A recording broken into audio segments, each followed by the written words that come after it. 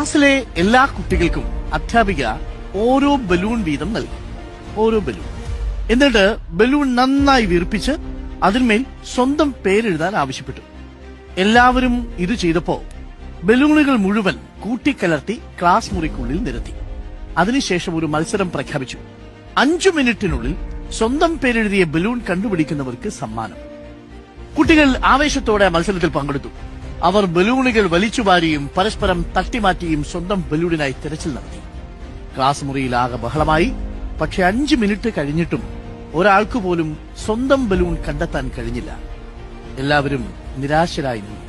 അപ്പോൾ അധ്യാപിക പുഞ്ചിരിയോടെ അവരെ അടുത്ത് വിളിച്ചു പറഞ്ഞു, സാരമില്ല, ഇനി നിങ്ങൾ എല്ലാവരുടെയും കയ്യിൽ കിട്ടുന്ന ബലൂൺ എടുക്കുക.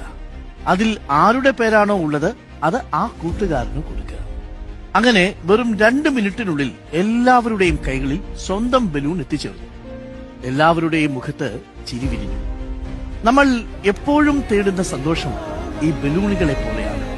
എനിക്ക് മാത്രം സന്തോഷം വേണം, ഞാൻ മാത്രം ജയിക്കണം, ഞാനേ ജയിക്കാവൂ, എന്റെ അപ്പുറത്ത് നിൽക്കുന്നവനൊന്ന് ജയിച്ചാൽ എനിക്ക് സങ്കടം വരും. ഈ സ്വാർത്ഥതയോട് ചിന്തിച്ചോടിയാൽ ആർക്കും സന്തോഷം കിട്ടണമെന്നില്ല. എന്നാൽ ചുറ്റുമുള്ള മനുഷ്യരെ കൂടി സന്തോഷിപ്പിക്കാനും സഹായിക്കാനും നമ്മൾ തയ്യാറായാൽ ആ സന്തോഷം ഇരട്ടിയായി നമ്മുടെ ജീവിതത്തിലേക്ക് എത്തും.